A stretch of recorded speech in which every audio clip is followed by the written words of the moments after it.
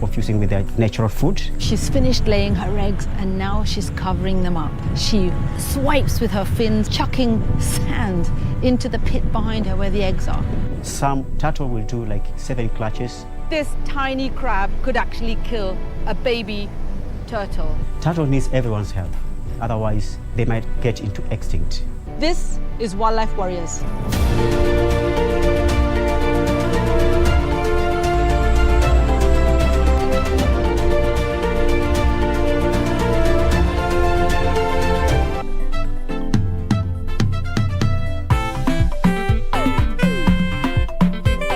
Now, I want you to tilt your head a bit, okay? Yes. Not turning, I am saying you tilt your head. Not 90 degrees. Good, 40. Yes, come. Good, right there. Where were you? I have been calling and calling. Where the hell have you been? School of yesterday, class time. Where should I be? I am so mad. I feel like my blood is burning. It is boiling. Could someone please pour some cold water on me? Some cold liquid. I need to calm down before I talk. It's like... You are welcome. That was a figurative speech, you buffoon. Oh, okay. Classmates, every Saturday on KBC.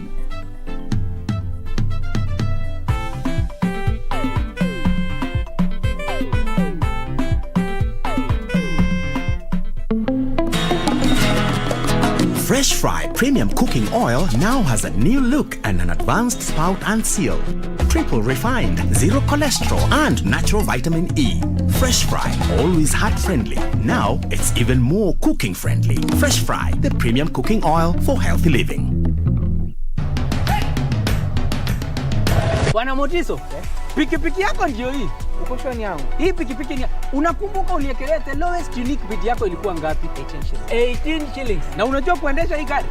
Kidogo. Haya, kitoko yako shika helmet, kifungu yako chomoka na mali yako. Kujiunga na QuickBid ni rahisi. Enda kwenye M-Pesa, bonyeza paybill kisha weka business number 4032353. Kwenye account weka kodi ya bidhaa unayotaka na bid yako ya chini zaidi. Kwa mfano TV 16. Kisha weka shilingi 20 tu kama idadi yako. Weka bid yako pia kwenye www.quickbid.co.ke. Kumbuka, bid ya chini zaidi ya kipekee ndio hununua. QuickBid, bidhaa bora kwa bei ya chini.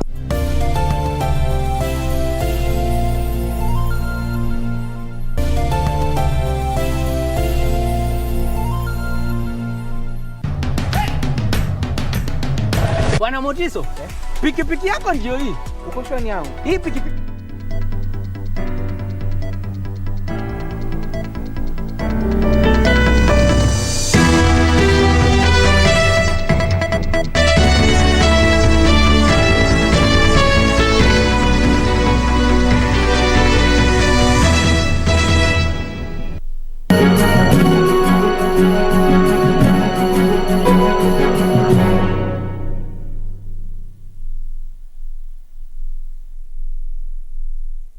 It is the 25th day of June 2021. It is good afternoon and welcome to KBC Lunchtime News on the second day of the World Rally Championship right here in Kenya. Of course, we have the sights and sounds for that. We'll be getting to that much later. My name is Njue. Glad you could make time for us. And we have business and also sports in this mix. Straight to the news, the Kenya Medical Practitioners and Dentist Union has resolved to reject the proposal of including non-professionals in their body. The medics claim self-regulation is practiced around the world, terming the Health Amendment Bill as draconian. At the same time, they are calling on the government to streamline the healthcare system and urging counties to budget appropriately for healthcare to avert the COVID crisis in the country. Doing that such that any quacks from Cuba or any quacks from anywhere, their cousins and the nepotism will be highly brought about by that. So as organizations and as unions and as societies, we are coming out strongly to repudiate that, because there's no any time whereby doctors have been the judges in the high courts. There's no time where doctors have been the heads of teachers of schools. So in any profession, for technical purposes and for things to parade and for wananchi to get the better health services that they need, we need to have self-regulation. The other issue that we have discussed is the issue of COVID-19 situation. In the country, it is quite shameful that only 0.7% of Kenyans have been vaccinated, and less than 0.3% of healthcare workers. Of 1.2 million healthcare workers, only 55,000 have been vaccinated. And this is happening because the government is over-relying only on charity and donation. There's need for the government to budget and buy the vaccines for the Kenyans and for the healthcare workers. Because that's what we are saying. The proposal that are being made by the ministry and the state do not add any value to any professional regulation. And that is why we are saying anything that is progressive must demonstrate a value addition to what we are doing. And we are saying as professionals that this should be refused, and the parliament should not be pushed to do this, because this will be retrogressive. And I want to say that this attempt to push such bills to parliament is happening at a time we, the healthcare workers, are spending a lot of time, actually a lot of our energy, to ensure that we are fighting the COVID. Now, a middle-aged woman in Nambale Sub-County, Busia County, is seeking justice for her two daughters who were allegedly defiled by a man well known to her. The woman claims the suspect is her boyfriend and committed the heinous act while she was at work. A mother of two is in distraught after her two daughters were allegedly defiled by her boyfriend while she was away at work. She claims the 5- and 10-year-old girls informed her of what the man had done to them, and she took them to Nambale Sub-County Hospital, then reported the matter at Nambale Police Station. Nimeenda kwa polisi, hata saizi nimepigiwa simu na mtu juu aliniambia nikimuona niende niwaite. Nimerudi police station. Nimeenda nikawaambia mliniambia nikiona huyu mtu nikuje niwachukue mwende mmchukue. Nimeenda huko tena wameniambia wanaandika statement ingine, ambapo nimefanya statement ingine saizi tu nimetoka Nambale police station. A section of neighbors are calling for the arrest and prosecution of the suspect, who is a village administrator at Kisoko, saying he has another defilement case pending. Tunahofia watoto wetu, hata kuwaacha nyumbani inabidi sasa sisi tutembee na watoto, ikiwa kazini, ikiwa mtoni, tutembee na watoto. Separately, police in Samburu County are holding two suspects after a 12-year-old girl was defiled in the wee hours of the morning at her grandmother's home in Lepartuk village, Samburu Central. The 2 people is currently receiving treatment at Samburu County Referral Hospital in Maralal Town. Samburu Central Police Commander Alex Sylvester Rotich confirmed the incident and said suspects will be arraigned in court Friday. And inaimisa wenyeji wa Samburu ambaye wameendelea hata hii maneno ya kuoana mapema amewaja, lakini vijana apate niimise hawachana na hii maneno ya defilement, kwa sababu mtoto huyu msichana ni ya miaka 12, ako darasa la 2. Irene Mchuma, Odim, The Lunchtime News. Residents of Gikenere village in Githunguri sub-county are up in arms over what they term as police laxity in the fight against sale and consumption of second-generation liquors. The development coming hot on the heels of alleged series of deaths in the area attributed to the consumption of the illicit brew. The latest, a 28-year-old man who was found dead along the road. The angry Gikenere village residents took to the streets to protest the lukewarm response by the authorities on the sale of the illicit liquors in the area, which they claim was alarming. The residents claiming that their efforts to have police arrest those known to be dealing with these illicit brews have always fallen on deaf ears. Na hiki kijiji kimekuwa kikiuzwa pombe haramu, na viongozi wetu wanajua. Tuko na viongozi katika hili eneo, tuko na askari hapa, lakini hakuna jambo ambalo wanafanya kusaidia kutokana na hili jambo. The protest coming after a body of 28-year-old man was found lying along the road with a bottle of illicit liquor beside him. watoto wanakufanga, hata kuna mwingine hapo amekufa saa hii juu ya pombe. Serikali ichukue hatua itumalizie hii pombe. The residents threatened to take the law into their hands on those selling the brews if the police will not act. Janet Kamau, Lunchtime News. Let's now head down to the coast where a religious organization from Kilifi has launched a program to refurbish churches to facilitate easy access for persons with disability. Committed Believers Evangelical Ministries of Africa has already built three such churches in Watamu and Malindi in Kilifi County and Kisangani in Tana River County. Committed Believers Evangelical Ministries of Africa is on a mission to promote exclusivity of faithful in places of worship. Reverend Frederick Kazungu Masha, the founder of CBM Africa, said they have been facilitating registration of persons with disability to enable them benefit from social welfare initiatives. In Kenya, we know there are many rights, but they are not recognized without this ID. And we have found that to get this ID, need at least to pay at least 500 shillings or $5 to get that ID.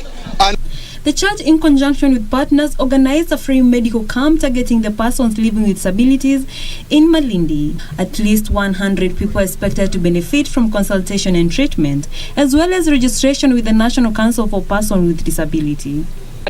On these people who can be helped through, either we identify if you can be helped through Njue Jamii, you can be helped through assistive device.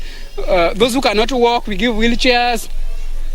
Those who cannot see, we give white canes. Those who cannot hear, we give hearing aids. We identify them, then we know exactly how do we help. The church at the same time has launched an economic empowerment program to give PWDs funding to start small businesses, and so far 43 have already benefited. Patricia Widera for KBC Lunchtime News. Now, the construction of the 24 billion shillings Karimenu 2 Dam water project in Gatundu, North Kiambu County has entered its last phase and is expected to be completed in March next year. Water, Sanitation and Irrigation Cabinet Secretary Cecily Kariuki, who toured the project, said the revised completion date is 3 months earlier compared to the previous set timeline. Laying of pipes along the 57-kilometer stretch where treated water from the dam will be supplied has already been done, with Cabinet Secretary for Water, Sanitation and Irrigation Cecily Kariuki exuding confidence that the multi-billion project will be complete by early next year. Noting this being the 7th and last milestone of this project, I am confident that this project is going to be completed in time. Which time we have brought forward from May of 2022 to March 2022 for us to be able to take advantage over the long rain season in the coming year. The project, which hopes to serve 1 million people, she said, is among the 600 water dam projects that the national government is putting up across the country. The CS said that above 45% of the national government's project has been completed, adding that the contractor has instructions to expedite the remaining works 24/7 to beat the reduced timelines. The critical elements which would hitherto take a lot of technique, a lot of equipment, a lot of experts, is what we have already completed, and therefore the rest of the work which is going to be running concurrently is one that we'll be able to accomplish in the remainder of the period between now June to March the coming year. The CS, who was on her routine inspection of the project, made the revelations amid inadequate funds for land wave-leave acquisition, which has continuously characterized the project's delay. Since commencement of the project in 2019, landowners have been protesting and at times ejected the contractor from the site over unsettled compensation. So let me Let's now shift focus to education matters, where the Kenya Union of Post-Primary Education Teachers Embu branch has rejected the move by the Salaries and Remuneration Commission to suspend the review of basic salaries. Led by the Secretary General Njue Karura, the teachers' umbrella body said they are ready as a branch for the next course of action. Karura said teachers have been patient for long and would not engage in any discussions until the collective bargaining agreement signed in the year 2018 is implemented.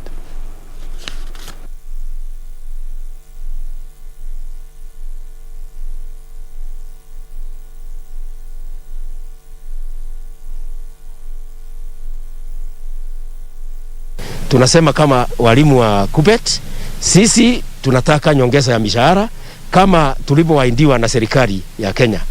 Tuliahidiwa mwaka wa 2018 na tunasema serikali itimize hayo. Wasipotimiza pass, tunasema tutaenda mgomo, kwa sababu ni kitu tuliandikiana na tukakubaliana. Tumestuka sana na tuko na huzuni mingi sana, sababu SRC imesema ya kwamba hakuna nyongeza ya mishahara kwa walimu, na hii ni wakati wa COVID yenye walimu wanapitia maisha magumu sana, sababu economy imeenda chini.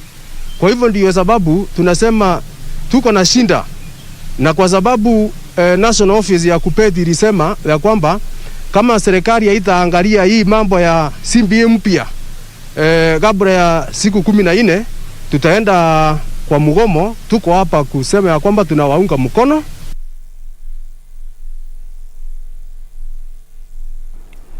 Now, the Kenyan supercentenarian, who many believed was the world's oldest person, has died aged 137 years. And according to family sources, Julius Wanyondu Gatonga died while undergoing treatment at Mukurweini Sub-County Hospital. Wanyondu was allegedly born in the year 1884 at Weru Village, Mukurweini Sub-County, Nyeri County, and according to his identity card, but his family contends he may have been born earlier. Take a look. Of an era for arguably the oldest man in Kenya and possibly the world. Julius Wanyondu Gatonga has passed on aged 137 years old. According to one of his sons, John Nguru, Mzee Wanyondu passed on while undergoing treatment at the Mukurweini Hospital, where he had been taken on Sunday evening after he complained of ill health and had not fared well for days. He said the supercentenarian was in his usual jovial mood despite the age-related ill health and hoped to be discharged soon. The chocolate-faced and jovial senior citizen, in an interview last year, said he belonged to the Rikariadhimo telephone age group, a group that was circumcised in 1908 when the telephone network was being connected in Nairobi and Mombasa. He said his secret to long life was a healthy lifestyle and diet, and advised the youth to stop consuming alcohol and smoking. Though not officially recognized in the list of the oldest people in the world, Wanyondu claimed he was 20 years older than the current record holder, Kane Tanaka of Japan. The family has revealed that he will be buried on Saturday in his home in Weru Village, Mukurweini Sub-County.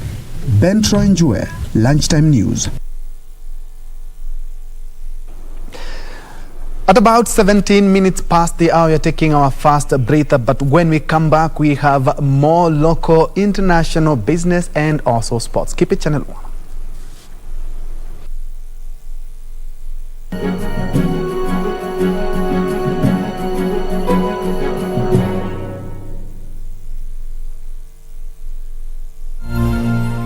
Malaria ni ugonjwa hatari sana unaoua watu wengi hapa Kenya. Japo kuko na corona, hatari ya malaria bado iko. Mtoto huyu alikuwa na joto jingi, kutetemeka, kuumwa na viungo na uchovu. Alikimbizwa hospitali ya umma ambako sheria za COVID-19 huzingatiwa na ni salama kwa shughuli ya upimaji. Vipimo vilionyesha kuwa ana malaria, na papo hapo daktari akampa dawa za malaria na kumshauri azimalize, na ili kujikinga wawe wakilala ndani ya neti iliyotibiwa. Malaria husambazwa na mbu. Walio hatarini ni watoto wa chini ya miaka 5 na akina mama wajawazito. Kupimwa na kutibiwa ni bure katika hospitali zote za umma.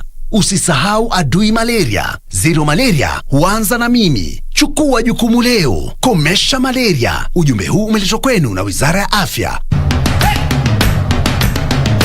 Bwana Motiso, pikipiki yako ndio hii. Uko shoni yangu. Hii pikipiki ni unakumbuka uniekelea the lowest unique bid yako ilikuwa ngapi? 18 shillings. Na unajua kuendesha hii gari? Kidogo. Haya, kitoko yako shika helmet, kifungu yako chomoka na mali yako. Kujiunga na QuickBid ni rahisi. Enda kwenye M-Pesa, bonyeza paybill kisha weka business number 4032353. Kwenye account weka kodi ya bidhaa unayotaka na bid yako ya chini zaidi. Kwa mfano TV 16. Kisha weka shilingi 20 tu kama idadi yako. Weka bid yako pia kwenye www.quickbid.co.ke. Kumbuka, bid ya chini zaidi ya kipekee ndio ununua. QuickBid, bidhaa bora kwa bei ya chini.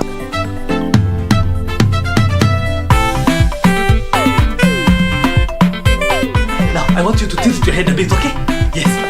Not turning, I am saying you tilt your head. Not 90 degrees. Good, 40.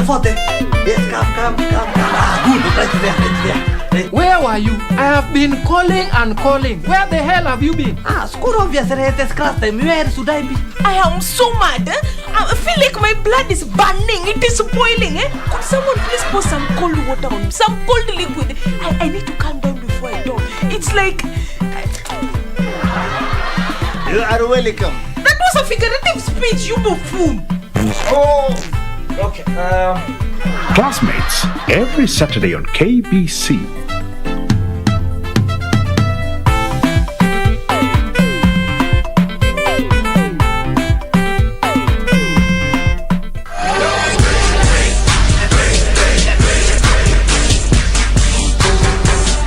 One handshake. Stay out of my business. It's the beast. Dan Severn. With authority. Look at this. Tanaka tying up Michael Patrick. He quits. Put her over the top. Here goes Byron Reed. Oh my God. And Hughes is eliminated. Jacob Fatu, the unstoppable monster. What's Samael doing out here? Simon God. Weapons are legal in this match. I guess you can bring a gas can with you. He's got a lighter. Here comes Atlas Security. Oh, thank God. Oh, my God. Oh, good Lord. Come on. Get out of here.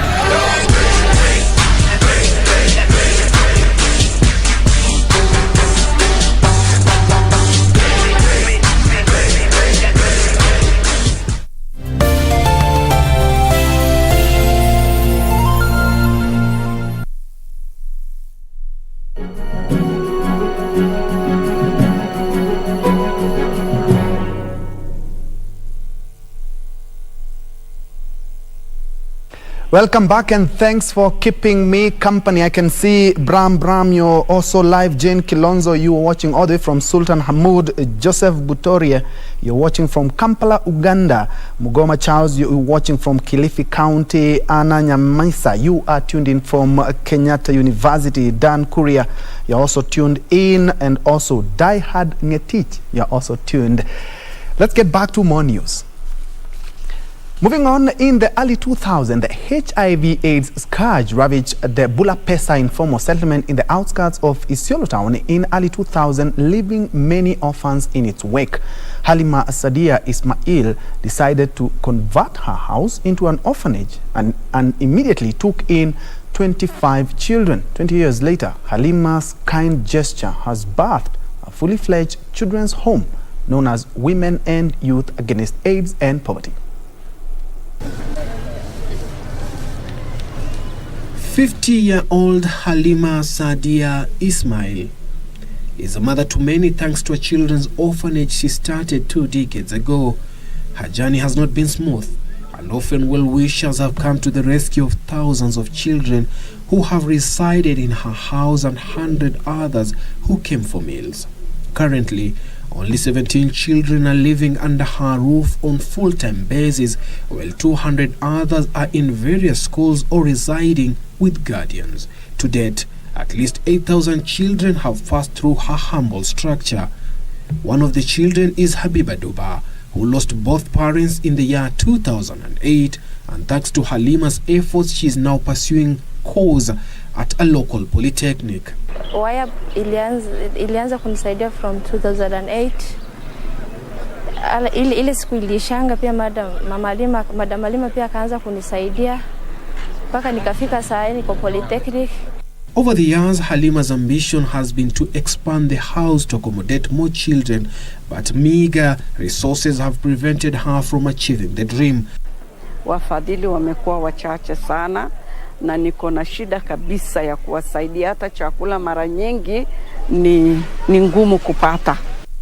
Now a group of well-wishers has responded to her plea and offered to construct a modern two-story building that can accommodate over 200 children. Ninataka kurudisha mkono kwa community kwa vile walinisaidia. Nataka pia kusaidia wenzangu kama wale ambao hawajiwezi. Kama vile mimi pia sikuwa najiweza wakati huo. The architectural design from the proposed building has been approved by the Isiolo County government and construction is expected to begin soon. The same facility as well have a clinic with a 23-seater bed. It has classrooms, it has a dining area, and it has boarding facilities. As well, we're looking at powering the facility with green energy. We want to do off-grid solar so that as well it can be cheaper for the facility to run. Very noble gesture indeed. From Isiolo, let's now focus on matters politics, where more than 200 Kenyans who claim their personal data was used to register them into different political parties without their consent will be deregistered from the Office of the Registrar of Political Parties list. Data Protection Commissioner Immaculate Kasait assured Kenyans that the Data Protection Act of 2019 will be respected and protected. Acknowledging receiving reports of alleged processing of personal data to various political parties, Kasait revealed that the names will be expunged from the list and that her office is taking steps to ensure that the rights of data subjects are respected and protected. Kasait noted that the effective implementation of the data protection was a key step towards ensuring that the country has a robust and thriving digital economy. Meanwhile, Mwala MP Vincent Musyoka has rubbished off claims that the Independent Electoral and Boundaries Commission does not have enough budget to conduct the forthcoming general election. The Mwala MP wondered how the electoral agency would lack funds to run the process, considering that the 2021-2022 budget was read in Parliament recently, factoring in the Commission's allocations. Issues of money to do a general election, I don't think that should be a problem. What I have a problem with, and many Kenyans have a problem with, is monies to do new constitution, because they have not up to now seen the need for a new document. Suleiman Yeri, Lunchtime News. Now, thousands of business people across the country experienced huge losses and the eventual closing down of their businesses as the COVID-19 pandemic hit the globe in 2019. But for Elijah Kariuki and his wife, Carol Wakini, who were shoe traders in Embu Town, the crisis was the real mother of invention and survival. Here is their story. After the first case of the coronavirus was reported in Kenya, Elijah Kariuki and his wife Carol Wakini were left stranded as the government announced the cessation of movements to and from Nairobi and Mombasa, leaving the family with no supply of shoes to continue their business of hawking. So biashara ikaenda chini, tukauza zile viatu tulikuwa nazo hadi zikabakia chache sana, like 10 pairs. Alafu sasa ikafika mahali sasa tumeuza hata zimebakia 5 pairs. So unajua sasa 5 pairs huwezi enda kuuza pale kwa street. The family ended up using all their savings and were eventually forced to move back home with their parents to help around the farm. Unajua sasa huku ambako tunaishi Embu tunalipa rent, food. So ikakuwa hatuwezi weza kuishi huku tena, tukaenda sasa Ushago. Ushago sasa ni Kirinyaga. Sikuwa nalala. Naweza sema hiyo time nilikuwa na hard time sana. Juu lazima nifikirie what to do with my family. Juu sasa nimepata familia, hatuwezi enda pale kwa mahali ati tunakaa hapo ni anatulisha. It's not right. Even here things were tough and they again moved back to Embu armed with a savings of just 20,000 shillings to again restart their shoe hawking business. Tulikuwa tumebakisha about 20,000. Hiyo sasa ndio tukaitisha mzigo, na ukiangalia hiyo biashara inahitaji mzigo kubwa. ili uweze kuuza inahitaji mzigo kubwa, so 20k ilikuwa ndogo, so tukaitisha tu na hiyo tukitegemea tu Mungu, tukaitisha hiyo mzigo ya 20,000, tukakuja tukaanza kuuza. Sasa biashara ikaanza kugrow. Wakini said the business was difficult at first as they had to hawk the shoes in the villages and the outskirts of Embu County and with a limited time due to the curfew restrictions. Kwa tunaenda soko different like kama ni Monday kuna ile soko tulikuwa tunaenda hivyo mpaka wiki inajaa na basic kwa sawa. It is while hawking the new shoes that they discovered a lucrative market for the masks that were in high demand. So tumeleta mask za Gikomba. Asubuhi zilikuwa zinafika asubuhi, ulikuwa unapata hawase wanauza moja wanazikujia kwetu, tunauzia na wholesale at a wholesale price, wanaenda kuuza sasa moja walikuwa nakuja hapa asubuhi. So within like 1 hour mimi nilikuwa nimeuza mask zangu na nimepata pesa yangu. Ikifika around saa 10 tunafunga kazi ya mask, zile viatu zetu tunazichukua, tunaenda jioni sasa pale kwa street. Tuna hustle yenye unapata kidogo, sasa tunarudi jioni. Wakini and his wife both say that the experience was an eye-opener for them. They encourage other young entrepreneurs like them not to depend on one source of income but to find numerous alternative means to make ends meet. Sai kitu nimelearn through that corona ni ustosheke na side moja. Jujui kesho itatokeaje. My advice to young people ni tuache kupenda sana these white collar jobs. Try something ambayo wewe mwenyewe unaweza jifanyia.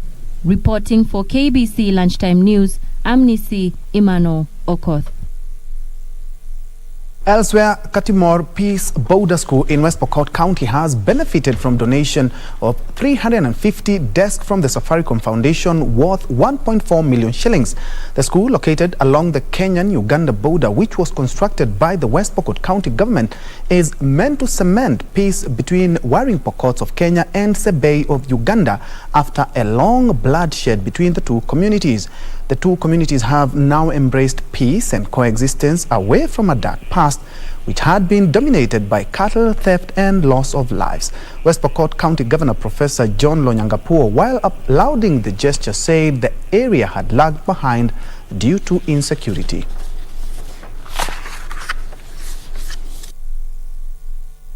Area hii ilikuwa imeumia sana kwa muda mrefu kwa sababu ya ukosefu wa usalama, na tumekuja kusherehekea mshano wetu kuu juu ya amani, juu ya elimu na maendeleo. Desks are going to go a long way in helping the students, because you see, when the students sit down or they sit on stones, even if they have a good class, they will not have a good concentration. But once they have good desks, then it makes them even concentrate and even get good marks, and it also makes the work of the teachers easy. Moving on, members of the Baringo County Assembly have put Governor Stanley Kiptis on the spot over slow implementation of projects in the county. The ward reps say residents are disappointed with the way the executive is undertaking development activities in the county. Install elevators and ramp at the refurbished 4-story county assembly building. Department zako zimetuangusha. Procurement tunasikia kuna vitu inaingia procurement, inakaa miezi 7 ikiwa procurement. 1 year inaisha, vitu iko procurement. Ikimalizwa tunasikia inaleta ofisi yako. We as MCAs, we've dealt so much with what projects. But the flagship project, we are not able to say much. We would really want to see more involvement of members. Ile kitu raia wanataka sio lingine, bwana governor, wanataka kuona projects, wanataka kuona value of their money, na tunajua unaweza. The Kenyan National Chambers of Commerce and Industry Samburu chapter has been strengthened with formation of a new board. The 11 board members were voted in an election that was supervised by the NCCI Independent Election Board Chair Benson Onkoba. Onkoba asked the board members to uphold respect and closely work with county and national government with the interest of businessmen. The new board that is being chaired by Andrew Washington Liakono, who was elected unopposed, intends to improve welfare of business people in the county.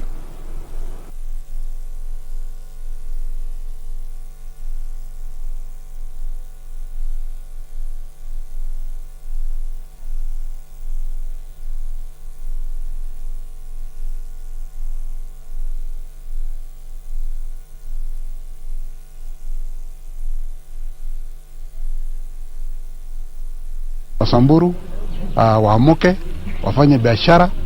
Hii mambo ya biashara, mambo ya ng'ombe kila wakati, wizi ya ng'ombe nini, tufanye biashara, tushukue malon, tutafute pesa, tujifanyie biashara, kwa sababu bila biashara hakuna mahali tunaenda.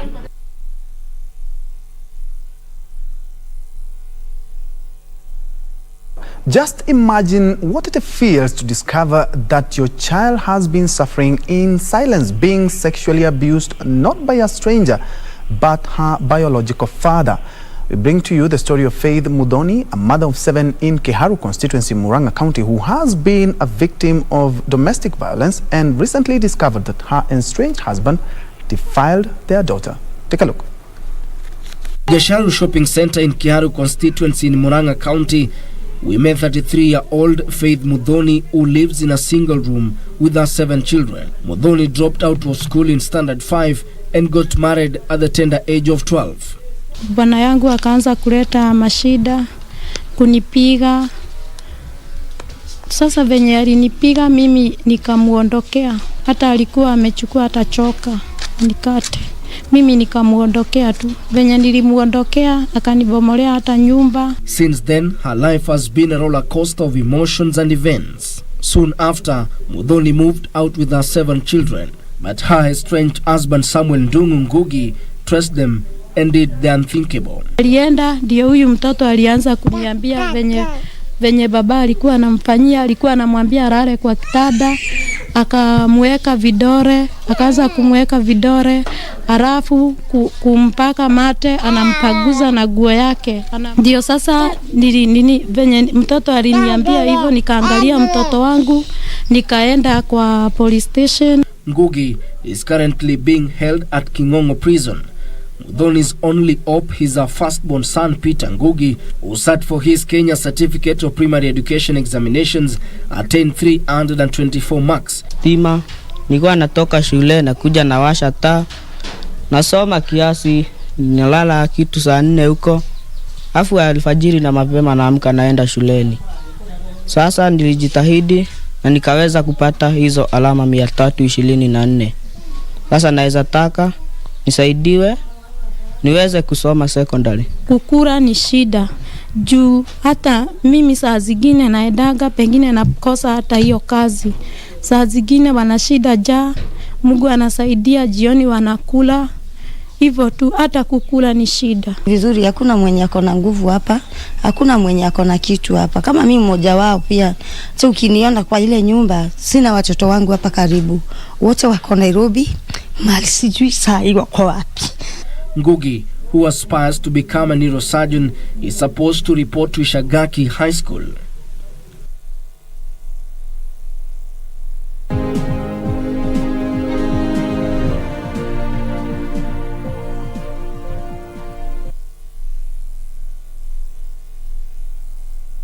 Now, poor quality feeds, breeding in diseases and markets have been identified as key challenges hindering the growth of the dairy industry in Kenya. Kenya Agriculture and Livestock Research Organization CARO Assistant Director Dr. Elkana Nyambati says the parastatal, in conjunction with other state agencies and the private sector, are developing interventions to address these challenges. Speaking in Mombasa during a training program to empower extension officers and dairy farmers from Lamu and Garissa counties, Kenya Agricultural and Livestock Research Organization Carlo, Assistant Director Dr. Elkana Nyambati said they target to reduce poverty by a thorough research coming up with interventions that the dairy value chain faces. We come up with a lot of technologies and innovations, starting with in terms of breeds. We have one breed which is a crossbred animal, which is between a Frisian, which is high yielding, crossed with a Saiwal animal. A Saiwal is a dual purpose animal which produces high milk. At the same time, it can also grow fast and also even produce beef. And the Saiwal is adapted to low management practices, including the feeds. Like now for Garissa and Lamu, with the ones we are training here, they will benefit from that, knowing more about that breed because it's suited to their climate. Even though the livestock subsector is leading contributor to the agricultural GDP, he says the government is keen on growing the livestock value chain to achieve its huge potential. We have developed many forage plants or feeds. These include grasses. Like currently there is the bracharia grass, which a lot of research has been done in Karo, and we have now released 3 bracharia varieties which are high yielding and whose crude protein is higher than the current grasses we have. And once the farmers are introduced to this kind of grasses, they will be able to increase their milk production. Farmers who attended the training said lack of information on breeds, feeds and few agricultural field officers are among the key challenges they face. Our focus is to disseminate this information to the grassroots level because we want to increase the dairy value chain in Garissa County, because in our area we have a lot of cattle which can bring a lot of milk, and this milk it can empower our people. Mimi langu hapo ningependa tu kuomba county, kwa sababu mimi niko pale shambani na sana sana unakuta umekutwa na ugonjwa wa ng'ombe. Ukiita huyu veterinary anachukua muda kama hajakuja. Sasa hapo tuko na tatizo upande wa ushirikiano wetu sisi kama wakulima na county. Milk output in Kenya is estimated at 5.2 billion liters annually. Reporting for Lunchtime News from Mombasa County, I'm Michael Mondiga. The local automotive industry has received a shot in the arm following the commissioning of a state-of-the-art hybrid and electric car simulator modern facility at the National Training Authorities at the River Campus. Details of this and other stories in our corporate briefs. Commissioning of the Hyundai Dream Center is aimed at enhancing the existing training facility for the automotive industry to modern standards and developing capacity for young men and women with demand-driven entrepreneurship and employability skills in the automotive industry through industrial training. But when we're talking about this technology, I'm not only talking about hybrids and electric vehicles, but also to the advancements in the simple operations of a car. We need the well-trained team coming out of this Hyundai Dream Center to have the knowledge and expertise to keep these cars on the road. As such, Plan International and Hyundai will sponsor 120 young women and girls between the ages of 18 to 35 years from disadvantaged backgrounds across the country who will be enrolled in the 9-month training course in motor vehicle auto electrics. According to Plan International Director of Operations Patrick Ngenga, the project will go a long way in addressing youth unemployment by enabling them to acquire technical skills in auto electrics and non-technical demand-driven employability soft skills. Over 70% of our people are young, and the labor market is really having a challenge absorbing all these young people. And so this particular project is really dear and special for Plan, and we see it as our contribution to what the government is trying to achieve on employment and skilling our youth, so that when they get out there in the market, they have skills that are needed. Elsewhere, the Kenya Civil Aviation Authority has released procedures to control air traffic during the World Rally Championship Safari Rally scheduled to take place this weekend in Naivasha to keep the Kenyan skies safe and secure. The aviation regulator has also assembled a dedicated team of air traffic control officers to provide air traffic services and weather information, to guide rally team helicopters, coordinate VIP movement, as well as provide alert services to aircraft that will be engaged in the rally. The team will also be responsible for the coordination of medical evacuation flights and ensuring expeditious facilitation of aircraft in distress in case of any eventuality. Private sector has been encouraged to fund the agriculture value chain that has been disrupted by COVID-19 pandemic. Agra says there is need for more private equity in agriculture to ensure that farmers get inputs on time and a ready market for their produce after the pandemic affected the import and export activities. Since the first case of COVID-19 was reported in the country last year, containment measures that include extended curfew hours and cessation of movement has seen agricultural production reduce.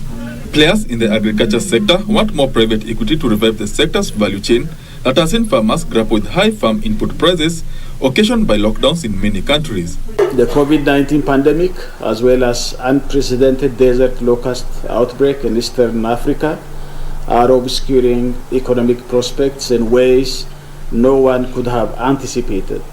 And the situation may only get worse if we do not act urgently. Agriculture organizations and the government have been urged to link small-scale farmers with potential investors to capitalize the sector and boost production. There's no ecosystem called agriculture that will move forward without private sector, because it's only when you create an appropriate ecosystem for farmers that farmers can move forward as well. Private sector plays a key role in investing to support farmers access the right yield enhancing technologies. Despite the COVID-19 ravaging the SME sector, survey by Agra indicates that only 17% of SMEs in the agriculture sector are looking to permanently shut down, further underlining the financial potential of the sector. We want to make sure that agribusiness becomes a $1 trillion industry. We have to close a funding gap of at least $30 billion each year in both public and private sector investments in Africa. That is significant. Currently, agriculture SMEs in the sub-Saharan Africa have a $100 billion funding gap. Benson Njue reporting for KBC Lunchtime News. Now, Tax 101 is a weekly segment that will focus on highlighting some of the tax that you pay with the aim of helping you understand the levy. And in this week's edition, we focus on value-added tax, or VAT in short. Some people call it VAT. As our reporter Caroline Jenga narrates, VAT or VAT is levied on a product whenever value is added at each stage of the supply chain, from the production all the way to the point of sale. The value-added tax, VAT, is a consumption tax charged on the supply of taxable goods or services produced in Kenya and on the importation of taxable goods or services into Kenya. Some tax experts simply define VAT as the tax charged on adding value on a product right from production to the point of sale.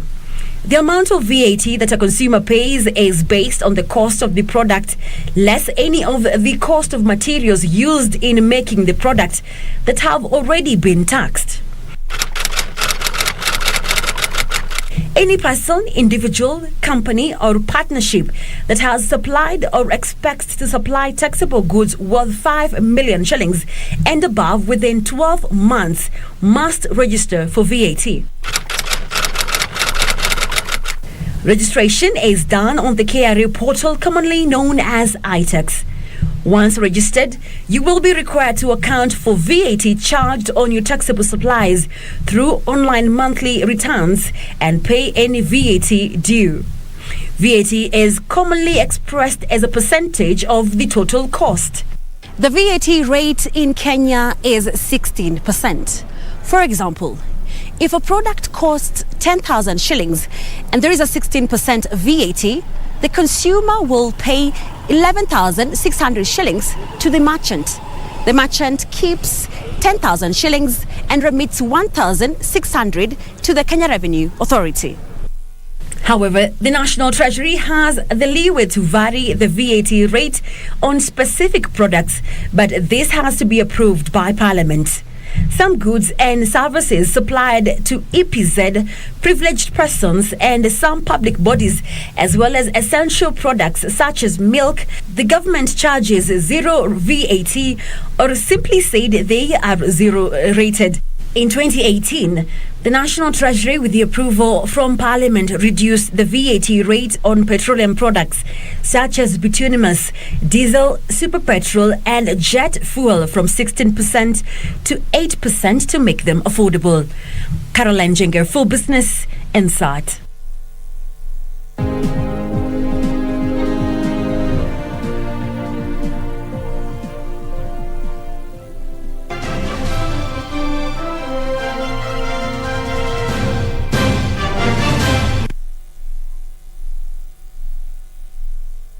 Sports Frenchman Thierry Neuville currently leads the overall standings after a blistering pace in Njue, Kedong and Oserian sections as the WRC Safari Rally entered day 2 in Naivasha. The rally drivers will today cover a total of 128.84 kilometers. Thierry Neuville started the day on a high note, easily winning the Njue section in 13.14 seconds, ahead of Kel Rovanpera and Waitanak, who came in second and third respectively. Elfin Evans and Sebastian Njue completed the top 5 drivers in the section. Onkarai was the highest placed Kenyan at position 12. Neuville replicated the same performance in Kindong, winning the section ahead of Rampera, Oitanak and Takamoto Katsuta. Kenya's Onkarai finished an impressive 9th. However, it was bad news to the Speedmaster after his brother Tadvir Rai rolled at the section. Danny Sodo and Elfin Evans also retired at the section. Rovanpera pipped Neuville at the Oserian section, comfortably winning the section. Neuville came in second, while Takamoto Katsuta finished third. Yeah, the morning was quite good. It was a lot tougher already in the first pass than we thought.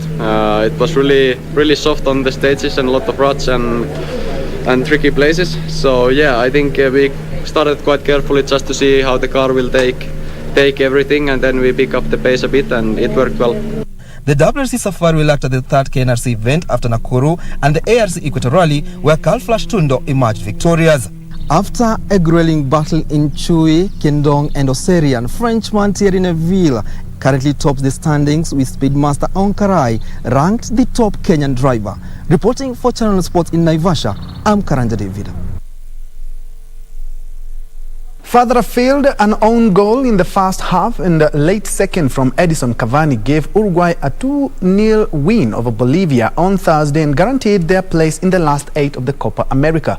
Uruguay, who have won this tournament more than any other country, have labored so far this year, losing 1-0 to Argentina, drawing 1-1 with Chile and failing to shine against a Bolivian side whose last away win was 32 games ago in Myanmar.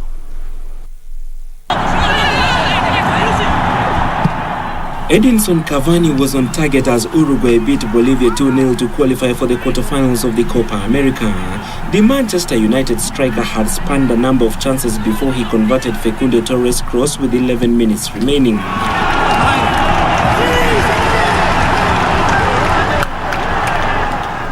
Uruguay had earlier gone ahead when Bolivia defender Jairo Quinteros turned Georgian Arrascaeta's cross into his own net shortly before half-time.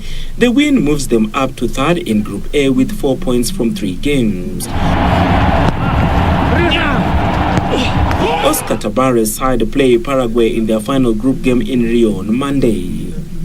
Elsewhere in Group A, Newcastle United midfielder Miguel Almiron scored 1 and set up another as Paraguay beat Chile 2-0. The results mean that Bolivia cannot reach the knockout stage, with Argentina, Paraguay, Chile and Uruguay all qualifying for the quarterfinals.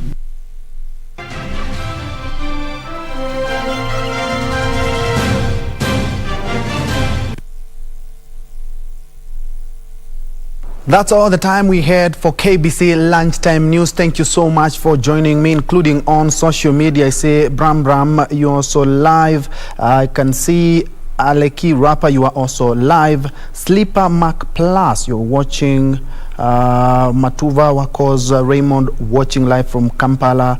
We also have Zachary Othiambo and also Makoha Geoffrey. Thank you so much for your company. My name is Ben Troy Njue, and Lucy Maura has been our sign language interpreter this afternoon. Remember, for this plus much more, you can catch us at KBC Channel 1, of course. KBC, www.kbc.co.ke is our website, plus all our social media platform. Do have yourself a blessed afternoon.